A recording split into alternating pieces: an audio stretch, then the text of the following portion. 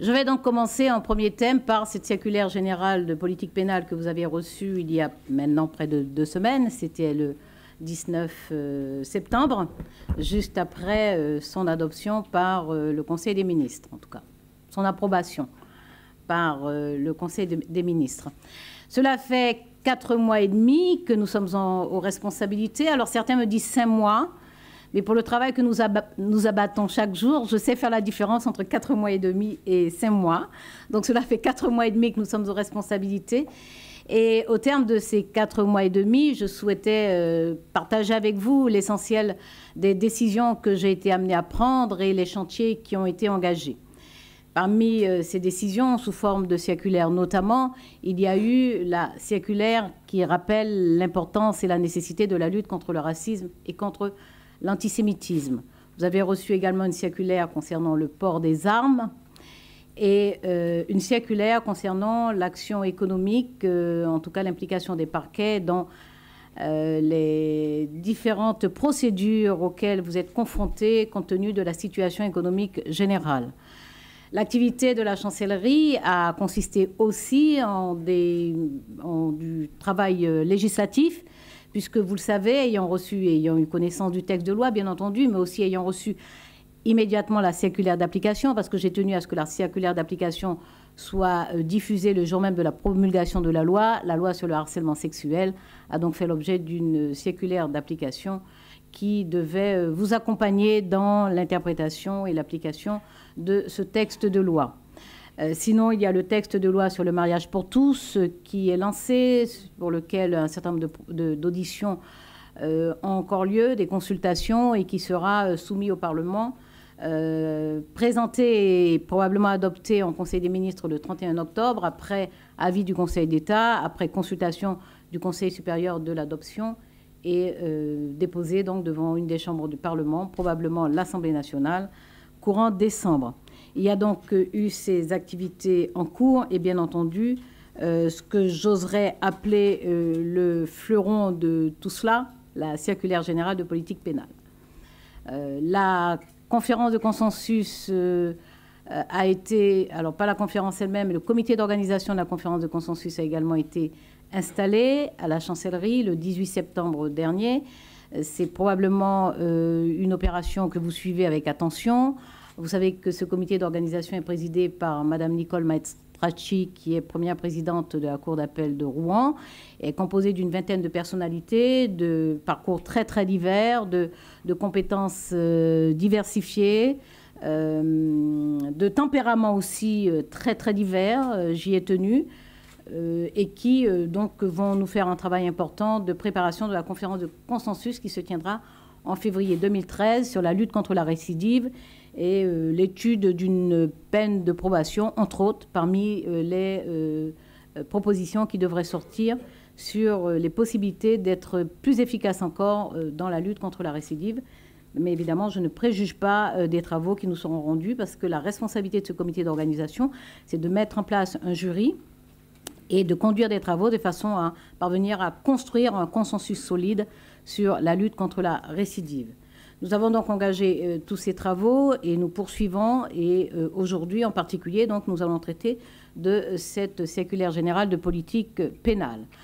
C'est un acte politique, la circulaire générale de politique pénale, au sens noble, parce que c'est l'engagement du gouvernement d'assumer une politique avec des orientations claires, écrites, donc de donner clarté et lisibilité à sa politique pénale. C'est un risque que ce gouvernement a choisi de courir, alors que sur le quinquennat précédent, vous n'avez pas reçu de circulaire générale de politique pénale. Ce gouvernement a choisi d'assumer clairement, sans la moindre ambiguïté, les orientations de politique pénale. Cette circulaire est le premier acte, la première expression d'une ambition qui est celle d'amorcer une refondation pour l'institution judiciaire. Et je ne me paie pas de mots. Nous sortons d'une période qui a été relativement difficile pour vous, pour la plupart d'entre vous, avec une reconnaissance insuffisante du travail que vous accomplissez. Je vais vous exprimer ma confiance parce que je suis absolument persuadée que c'est bien le travail que vous effectuez tous les jours qui permet bien entendu à l'institution judiciaire en qualité de service public d'être au service de nos concitoyens, mais qui permet justement à notre démocratie de continuer à être structurée et de reposer sur son épine dorsale. Par conséquent, cette dignité que vous n'avez jamais perdue, mais qui parfois n'a pas été respectée, je vous affirme très clairement et hautement qu'elle l'est dorénavant, et je crois que vous en êtes rendu compte depuis le 17 mai, et qu'elle le sera. Elle le sera parce que votre mission, vos fonctions sont essentielles. Je parlais donc de l'ambition de refonder, d'amorcer une refondation de l'institution, parce que c'est vous qui la ferez au quotidien, c'est vous qui la ferez par la pratique, c'est vous qui la ferez aussi par la réflexion et par la mutualisation de vos expériences et de l'évaluation que vous en faites.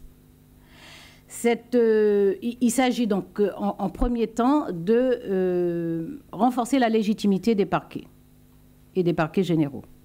Renforcer la légitimité, cela passe par des actes, ce ne sont pas des mots. Cela passe par des actes. Le premier acte, c'est celui de la transparence dans la nomination des procureurs généraux.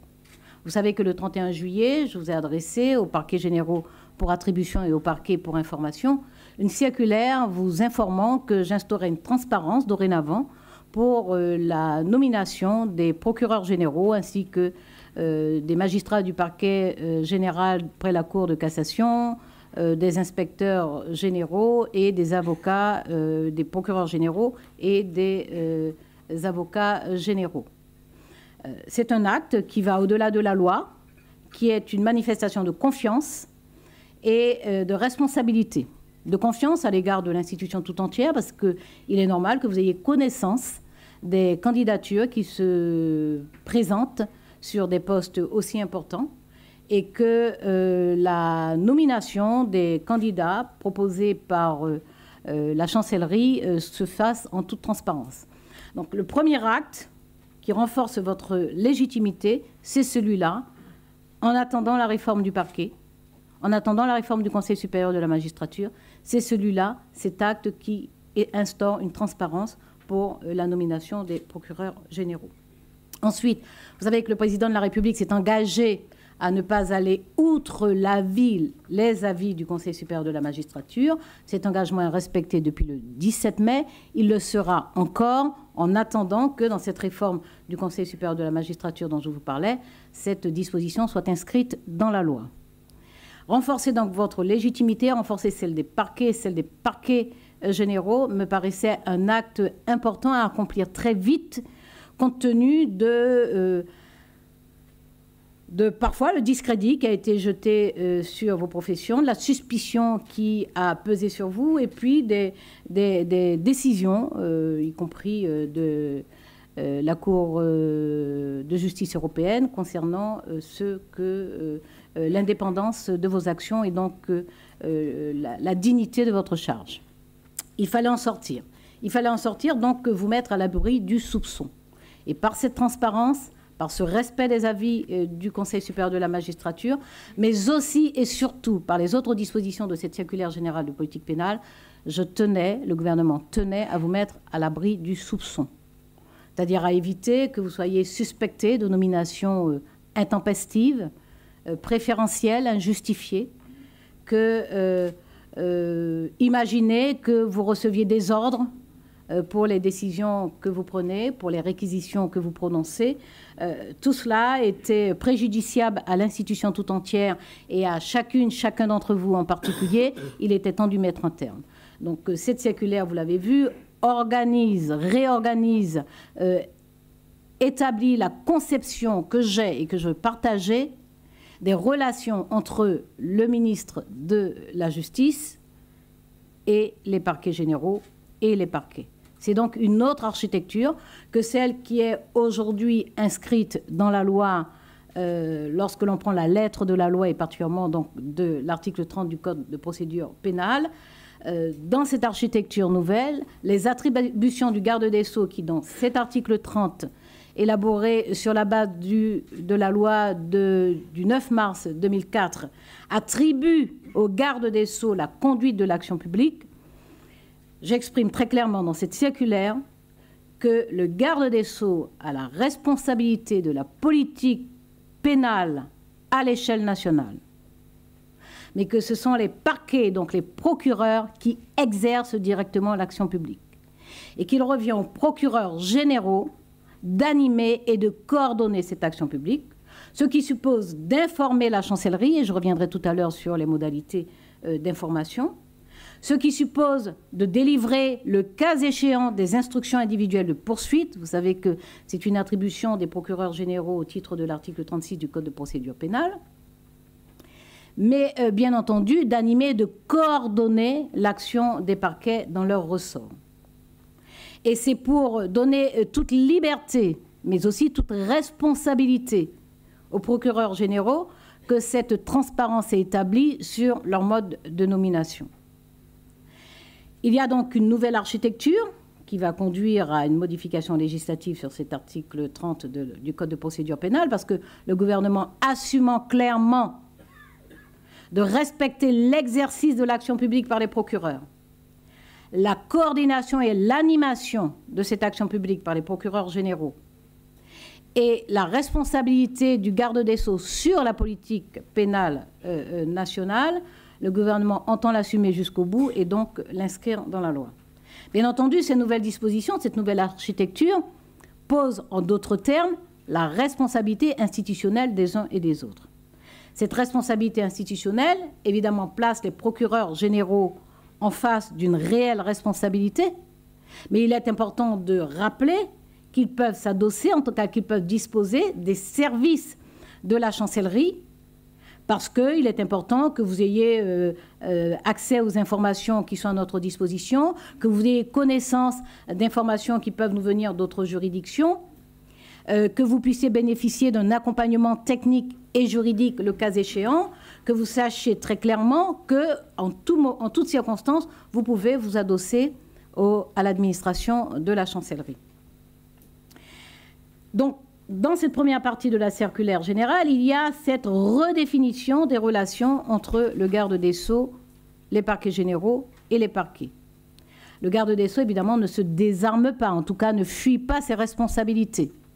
Et ces responsabilités d'une politique pénale générale sur l'ensemble du territoire, qui doit être la même pour tous sur tous les sujets transversaux, cette politique pénale, elle sera assumée par des circulaires qui seront toujours impersonnelles, mais qui seront aussi précises que possible, aussi précises que nécessaire, et qui seront parfois localisées.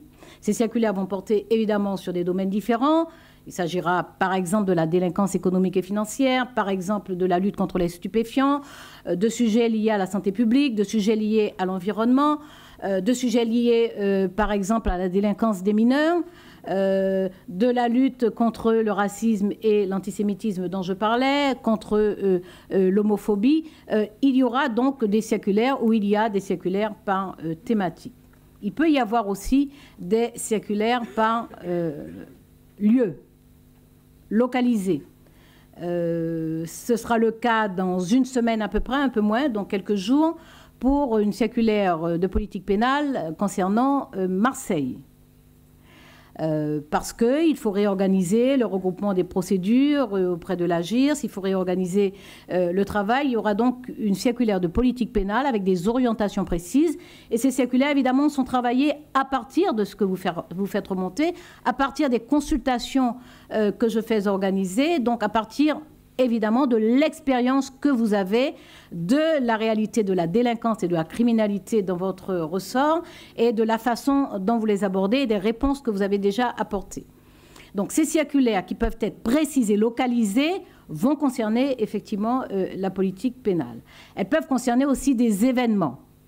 Elles peuvent concerner des événements lorsqu'il y en a eu pour des manifestations sportives récemment, et puis pour ce qu'on appelle étonnamment les migrations estivales, par exemple, avec une focalisation à un moment. Ces circulaires peuvent aussi accompagner une politique publique. Vous en avez reçu une en accompagnement de la circulaire du ministère de l'Intérieur concernant la création des 15 premières zones de sécurité prioritaire.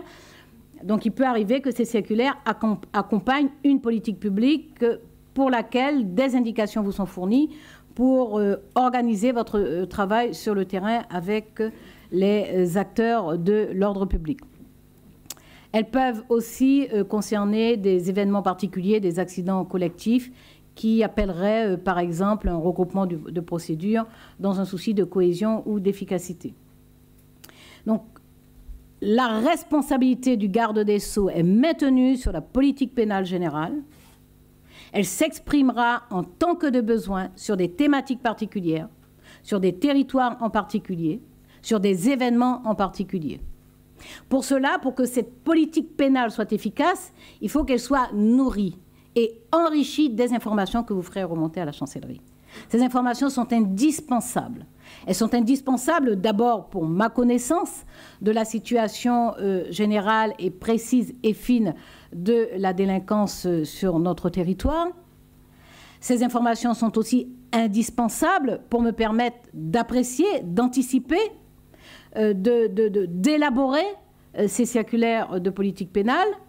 Elles le sont aussi pour que j'en informe la représentation nationale, c'est un devoir, pour que, à l'occasion, si nécessaire, je sois en mesure de répondre aux médias, mais surtout pour que j'anticipe la politique d'attribution d'effectifs, de moyens dans les ressorts.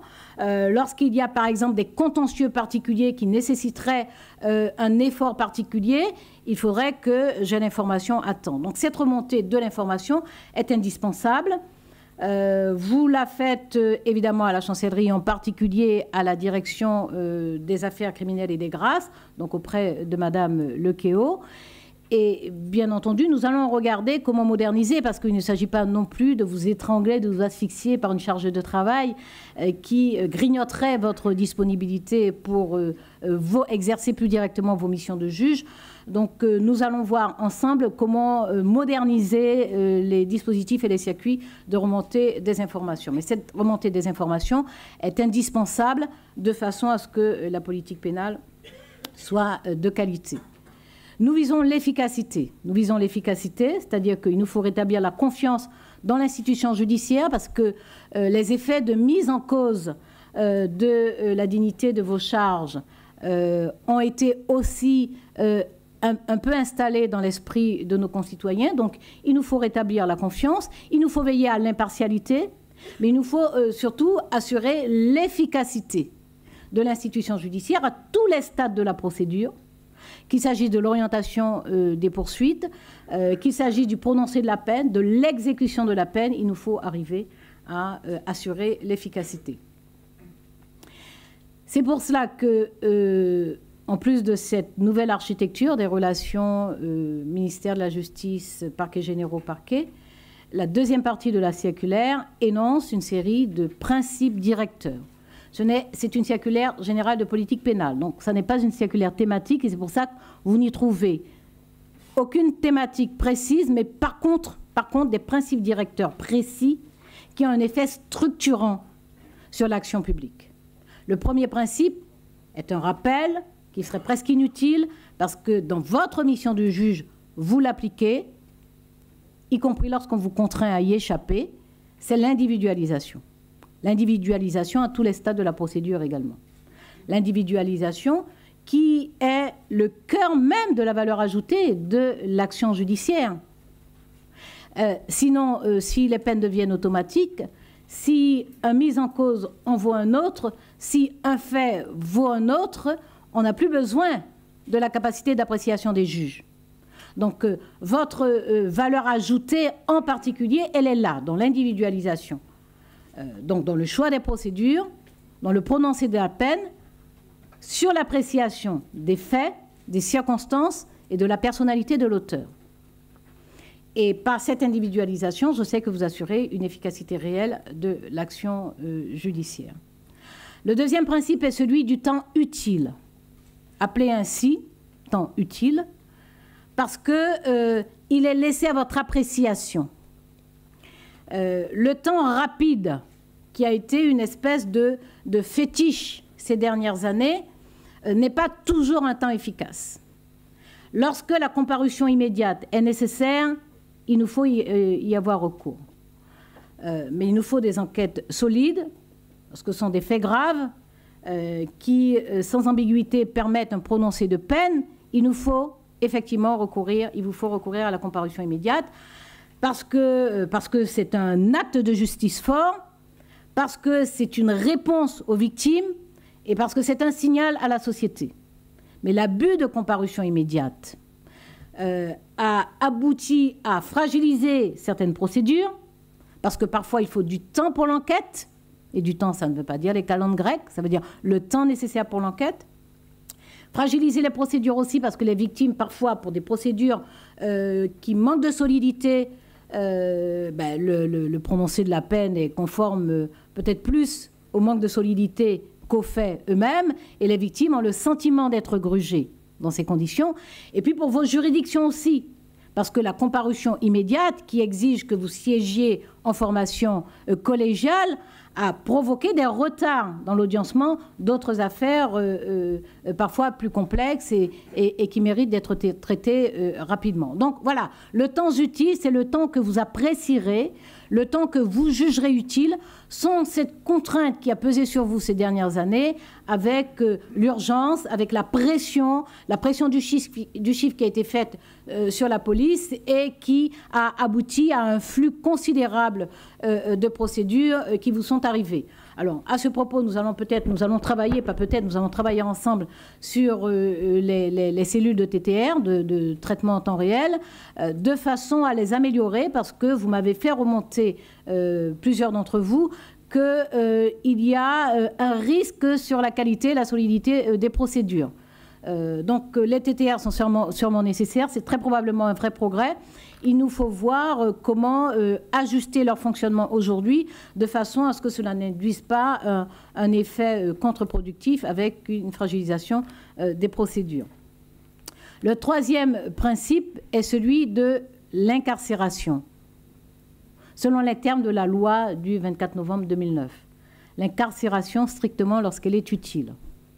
Évidemment, les peines planchées et la pression qui a été faite pour l'utilisation des peines planchées, avec cette circulaire en plus qui demandait de faire appel systématiquement, cela a conduit à un prononcé de peine qui a été, on l'a bien vu, en croissance plus important que les années précédentes.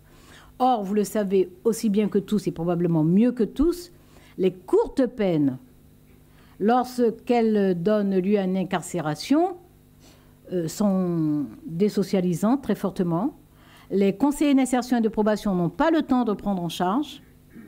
Et on constate une augmentation des facteurs de récidive, des risques de récidive sur les courtes peines. On constate un ancrage dans la délinquance pour les courtes peines.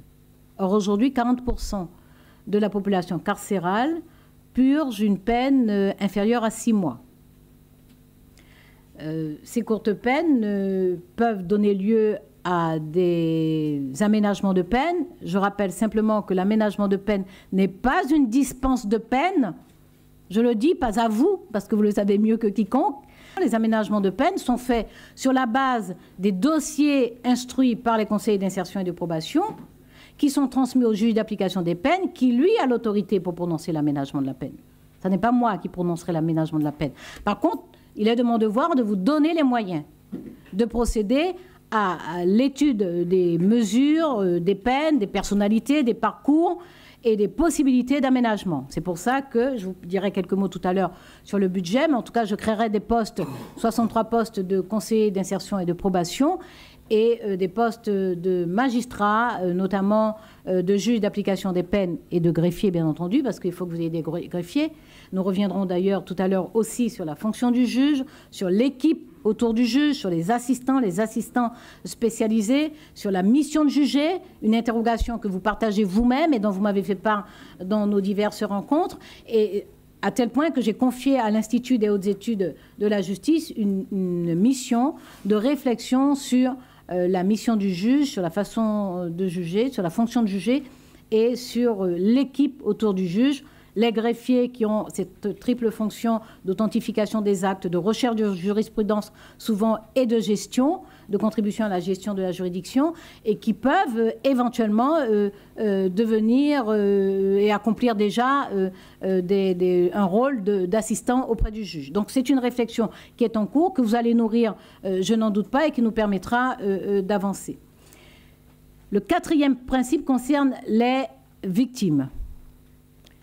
Il est important pour la paix dans la société, pour la compréhension de la peine, pour la confiance dans l'institution judiciaire, que nous ayons une attention particulière aux victimes.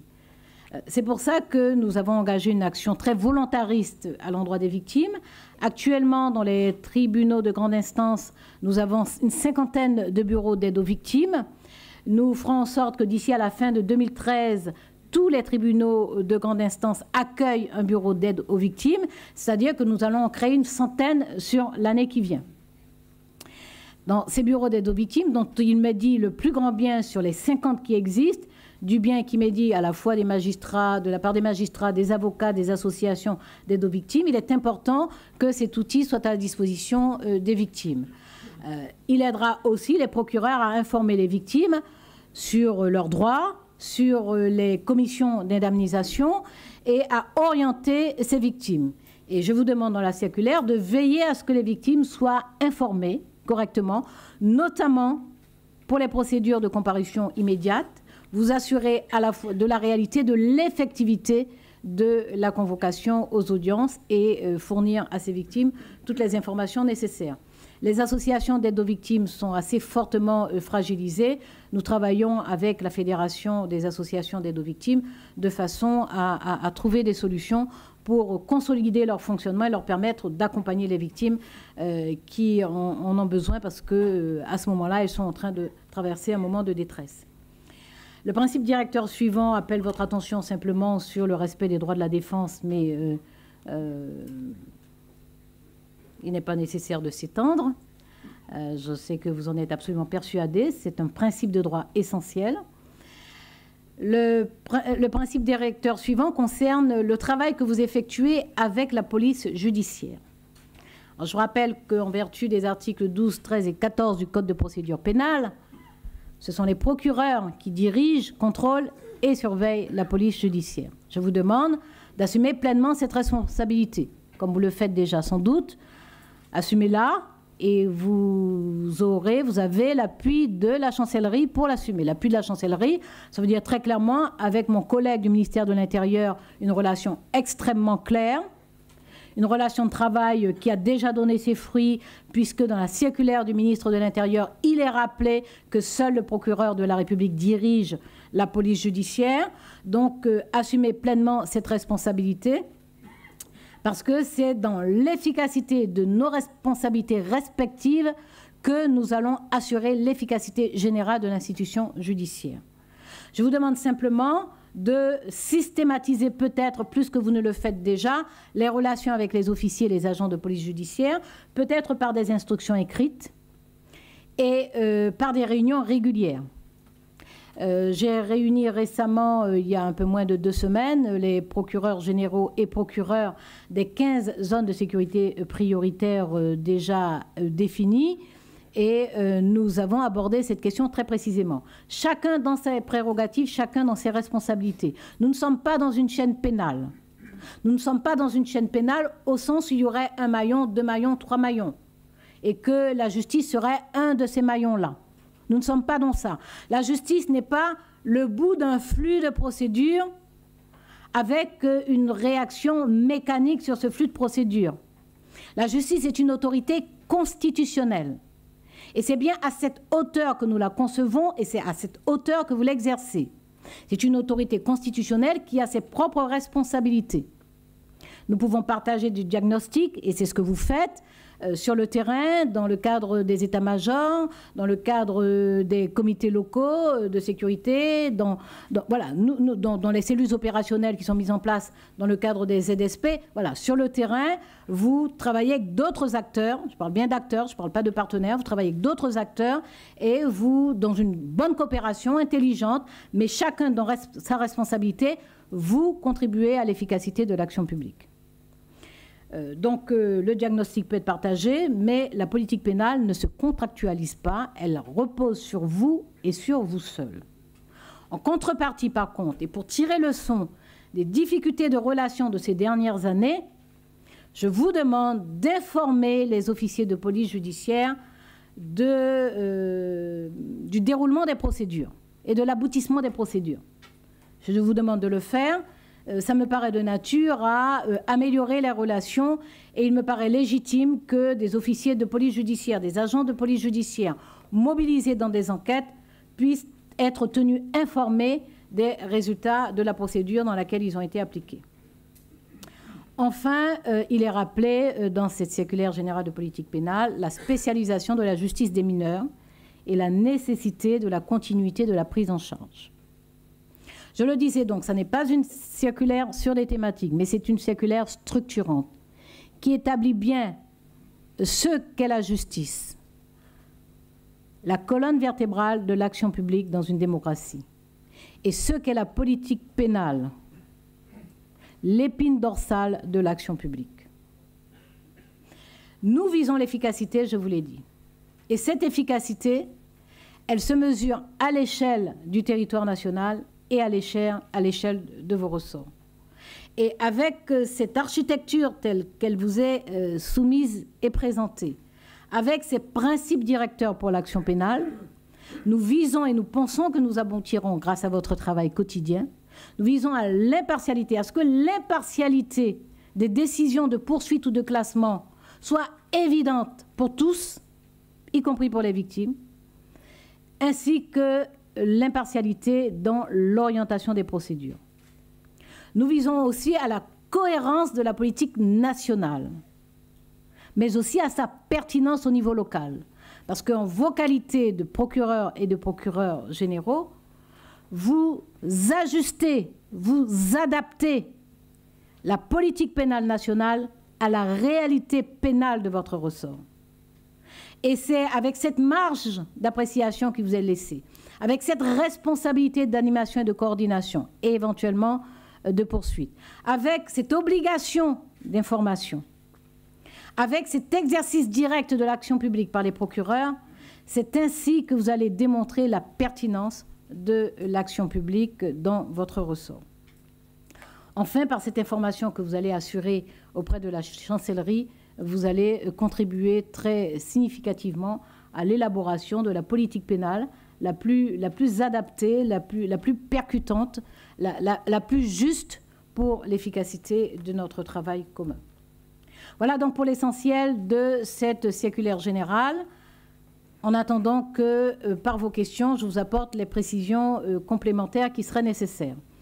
Je veux vous entretenir de quelques sujets, je le ferai très rapidement et j'y reviendrai si jamais dans vos questions il y avait là aussi des demandes d'éclaircissement, sur les zones de sécurité prioritaires. Vous avez reçu récemment une dépêche signée de la directrice par délégation de ma signature par la directrice des affaires criminelles et des grâces, accompagnant la circulaire du ministre de l'Intérieur créant les 15 premières zones de sécurité prioritaires. J'ai réuni à la chancellerie les 15 procureurs généraux et procureurs concernés. Et je les ai interrogés sur la pertinence des périmètres de territoire qui avaient été déterminés. Et nous avons échangé sur l'implication sur le terrain de votre travail, du travail des procureurs et de l'accompagnement par les procureurs généraux dans les cellules opérationnelles. Il est apparu que, compte tenu des délais dans lesquels ces ZSP ont été définis, que la consultation n'a pas pu avoir lieu dans les conditions que vous auriez souhaitées.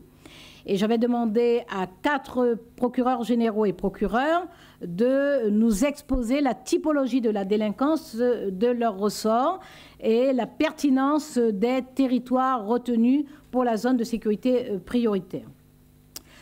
Vous allez accompagner, par souci d'efficacité, ce dispositif. Mais pour les autres zones de sécurité prioritaires qui seront créées, puisqu'il doit y en avoir une 50aine, je vous ai demandé également par circulaire de faire des propositions, de voir sur place avec le préfet et de nous faire remonter avant la mi-octobre les suggestions que vous faites pour les territoires qui pourraient relever de ces zones de sécurité prioritaire. Pour le reste, vous serez sollicité dans toute une série de structures locales qui, je le sais, consomment beaucoup de votre temps.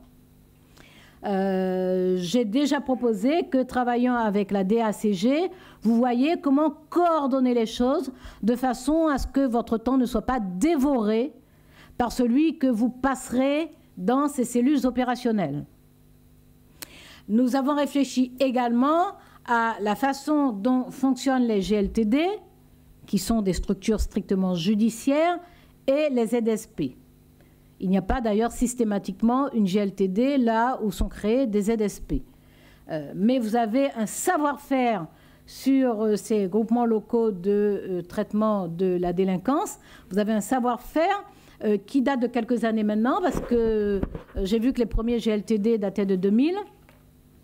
Sauf que normalement, vous faites une évaluation au terme de quelques mois de GLTD, et que là, nous avons des GLTD qui datent de quelques années, sur lesquels, semble-t-il, on n'est pas posé une évaluation écrite formelle. Donc, il faudra que nous revoyions ça, mais je compte sur vous pour apprécier la façon dont vous travaillerez dans ces GLTD, avec vos GLTD, et dans ces zones de sécurité prioritaires.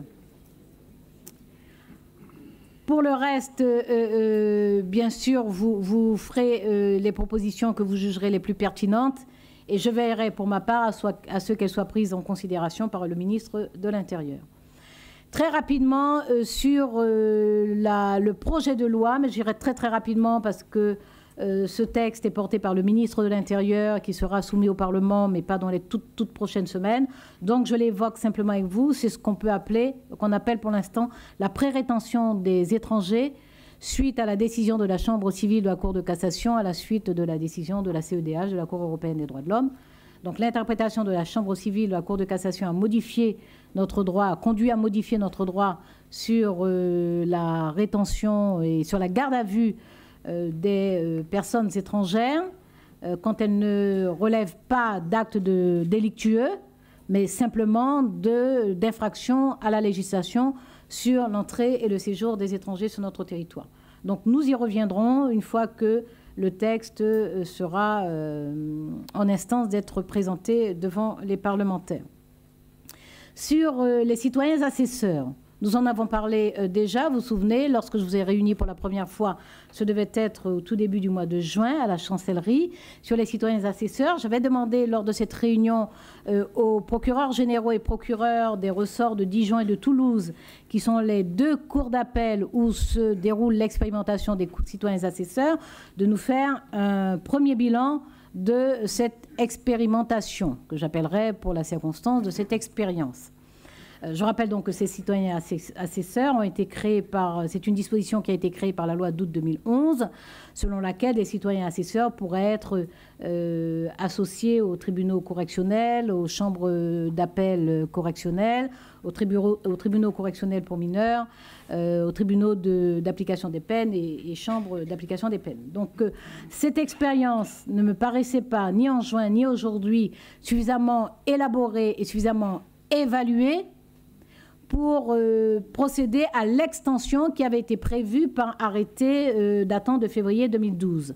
J'ai donc, par arrêté du 12 juin 2012, décidé d'interrompre non pas l'expérimentation, mais l'extension de cette expérimentation, sous réserve de l'évaluation que nous ferons de cette expérimentation dans les ressorts de Toulouse et de Dijon, une expérimentation que nous ferons à la fin de l'année, donc en début 2013, et sur la base de cette évaluation, nous verrons s'il y a lieu d'étendre cette expérimentation à d'autres ressorts. Donc cette disposition, vous le savez, est suspendue.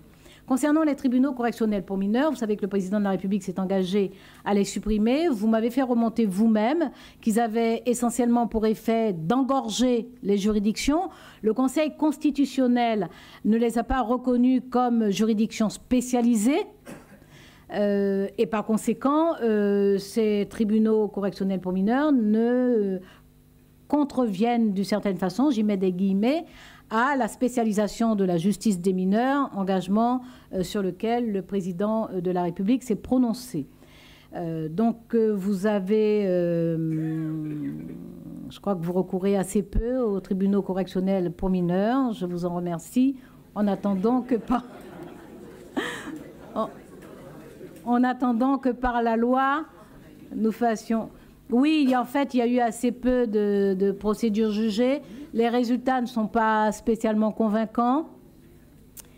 Et il y a un encombrement parce que le parquet ne peut pas saisir directement, contrairement à la justice spécialisée des mineurs où le parquet peut saisir directement le juge des enfants ou le tribunal des enfants. Donc il y a, semble-t-il, un cumul d'inconvénients qui justifie qu'en toute lucidité et en toute sagesse, vous ayez assez peu recours, sinon plus recours aux tribunaux correctionnels pour mineurs.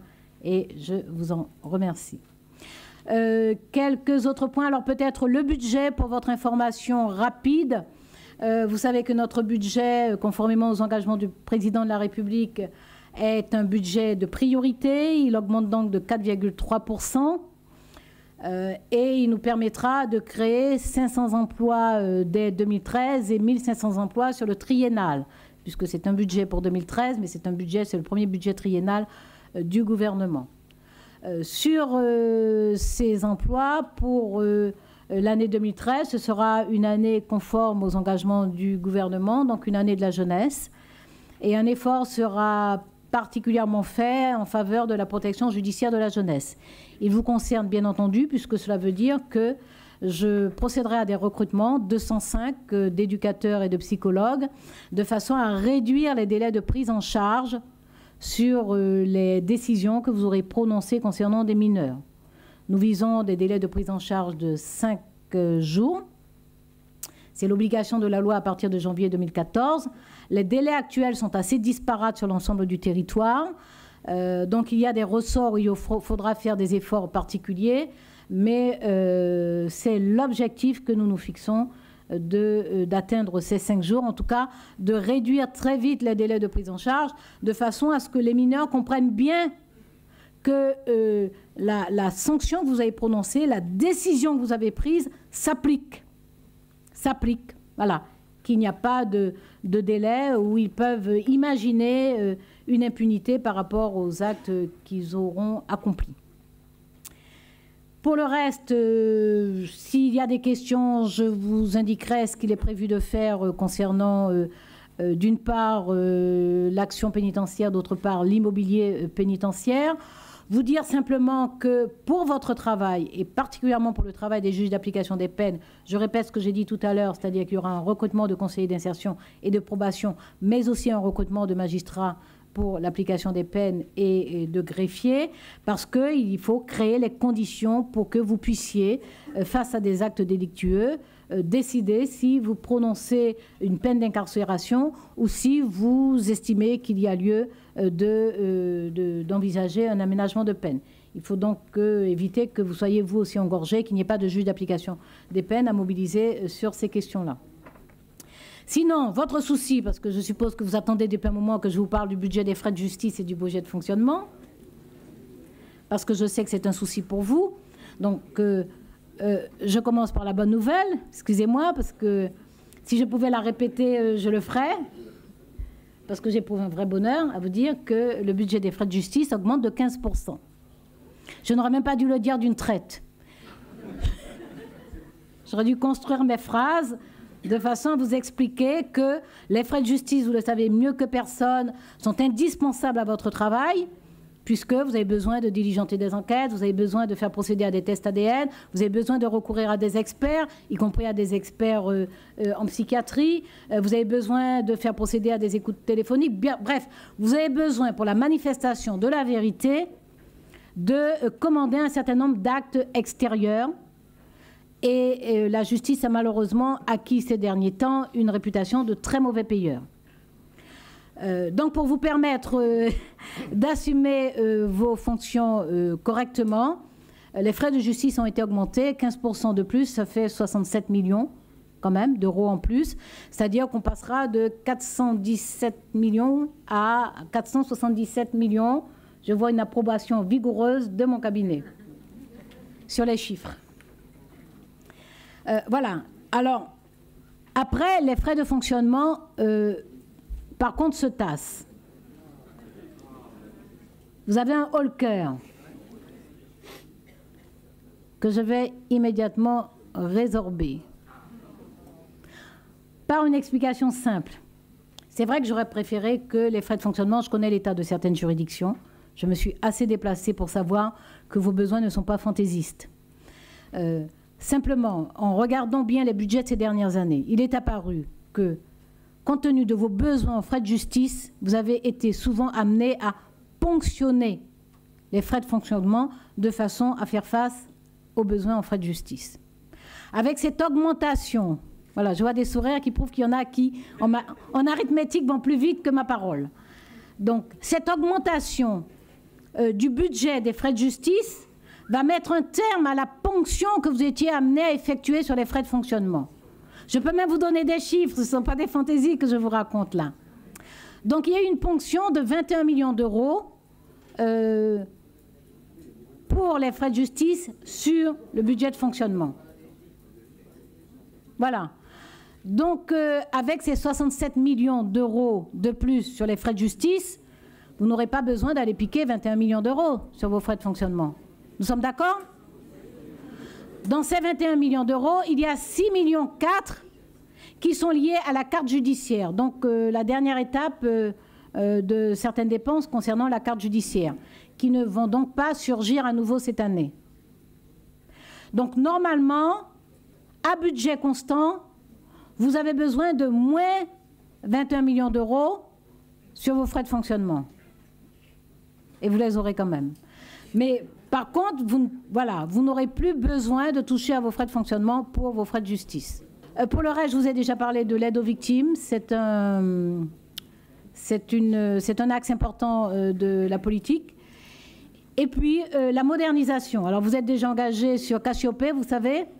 Sur la modernisation, donc nous avons obtenu aussi, là c'est un effort que auquel le gouvernement a consenti, nous avons obtenu des moyens significatifs pour la modernisation informatique.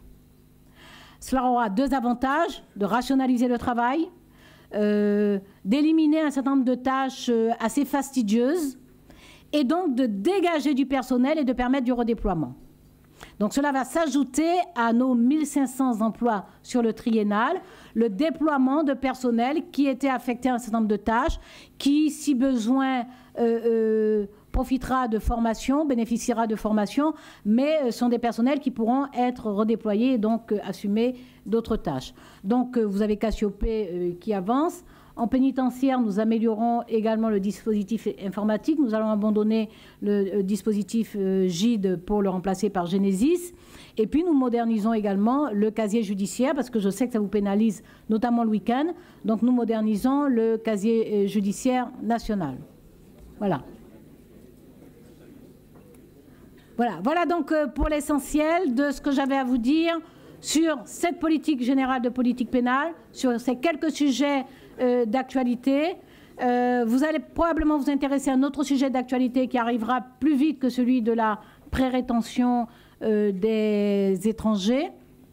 C'est l'actualisation de la loi antiterroriste qui a été présentée ce matin au Conseil des ministres et qui viendra devant le Parlement en tout début novembre et sur laquelle certains d'entre vous ont travaillé puisque j'ai interrogé certains d'entre vous de façon à m'éclairer sur les meilleures dispositions à soit introduire, soit modifier, soit à consolider dans ce texte de loi. Donc grâce à vous, nous avons pu apporter une contribution significative, substantielle et appréciée, qui a été appréciée ce matin au Conseil des ministres par le Président de la République, puisque le ministre de l'Intérieur a fait état de la qualité des travaux que nous avons effectués et la qualité de ces travaux a tenu très largement à la qualité des consultations que j'ai procédées auprès de ceux d'entre vous qui sont spécialistes de ces questions-là. Voilà, ça a été d'une grande utilité parce que nous avons vraiment réussi à infléchir le contenu de ce texte. Voilà, c'est parce que j'ai ces expériences-là depuis 4 mois et demi. C'est parce qu'en vous rencontrant dans vos juridictions, j'ai l'expérience très directe de la qualité du travail que vous fournissez. C'est parce que je le savais déjà, mais je le vis directement, que nous avons de la belle ressource humaine, non seulement pour le travail quotidien, non seulement pour le travail de fond, mais en plus pour la réflexion sur ce travail qui nourrit et va nourrir les décisions pour améliorer encore l'efficacité de l'institution judiciaire, que je peux vous dire très clairement que j'ai profondément confiance en vous, mais surtout que je compte sur vous, parce que c'est avec vous et c'est par vous que nous allons rendre très efficace l'institution judiciaire, la réconcilier profondément et définitivement avec nos concitoyens et faire en sorte que dans quelques années au plus tard, mais je crois que les signes se voient déjà et se verront au fur et à mesure que nous marcherons, que nous avancerons, que nous saurons à quel point cette institution judiciaire, dans une démocratie, dans un état de droit, est vraiment l'épine dorsale de notre société, de notre République, mais surtout à quel point elle est précieuse. Elle est précieuse pour nos concitoyens les plus vulnérables, les plus fragiles, ceux qui, même forts, sont confrontés à un accident de la vie, affrontent une détresse et savent qu'ils peuvent appeler l'État au secours. Ils appellent l'État au secours à travers la justice. Ils le font évidemment tous les jours par la justice civile, et dont nous renforcerons les moyens, avec des magistrats, avec des greffiers, avec une informatisation, avec une réflexion sur les périmètres de contentieux, de façon à ce que malgré la carte judiciaire, avec les ajustements qui seront nécessaires, nous puissions assurer une justice de proximité, que les citoyens n'aient pas à parcourir une centaine de kilomètres, par exemple, pour des contentieux au quotidien sur des petites indemnités, mais qui sont essentielles pour leur vie. Voilà, c'est grâce à vous, c'est par vous que nous réussirons. Donc je compte sur vous en toute confiance et je vous en remercie déjà.